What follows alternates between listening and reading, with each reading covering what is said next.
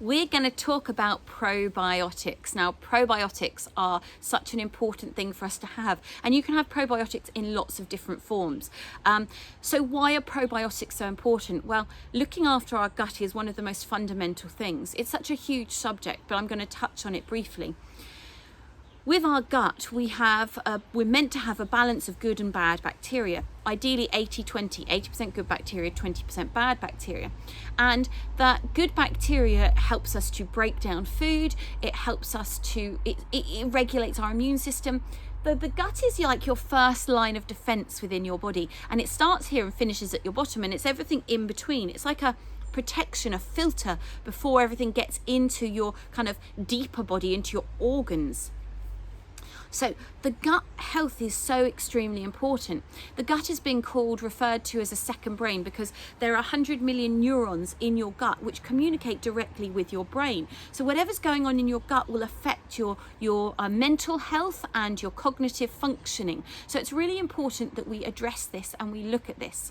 So for me personally, I have probiotics almost every day in different forms. And I have things that are going to help keep the bad bacteria in my gut at bay as well, like the fire cider or the garlic that we've talked about in other sessions. So these things keep the bad bacteria at bay so the good bacteria can flourish. And probiotics are ideal to have with food, ideally kind of plants, vegetables and stuff like that food, because they have a soluble fibre in there which feeds the bacteria. So they act as a prebiotic. So this is a really important thing. So when we're looking at gut health and keeping it in check, what I do is I have water kefir. Water kefir is a wonderful fermented drink that you can make at home really easily. You can get water kefir grains, you add them with sugar, it eats up the sugar and it creates a fermented drink which has approximately 30 different strains of bacteria. So a great way to get this into your diet on a regular basis and have a nice glass of it, goes lightly sparkling with your meal. Beautiful thing to do. My kids love it, so that's a really great thing. There's kombucha, which is another form of probiotic drink, which again you can make at home. This one is done with generally a black tea or a green tea. The caffeine element is needed in the kombucha and again sugar. Or there's something called jun, which again is done with a tea and honey. You can get sauerkraut, which is another thing we have with most meals that we eat. We have some sauerkraut, a tablespoon of sauerkraut generally with each meal, and my littlest loves it. He loves sauerkraut, which is great because it is a bit of an acquired taste, but he's really happy with that. So sauerkraut is a fermented cabbage dish. It's cabbage and salt, that's all you need to make it, and then that fermentation again brings out the bacteria. So you have about 30 to 40 different strains of bacteria. Obviously the strains of bacteria depend slightly on the batch that you're making.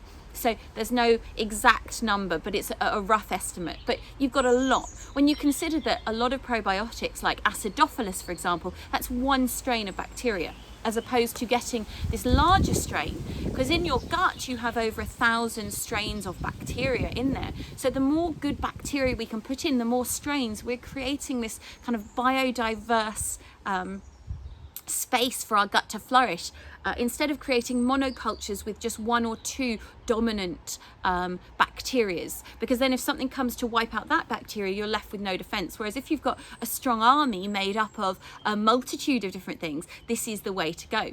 Now, of course, you can take probiotic pills, and there are some great ones on the market. This is one of my favorite one, Udo's Super 8. I really, really like this one. It's great.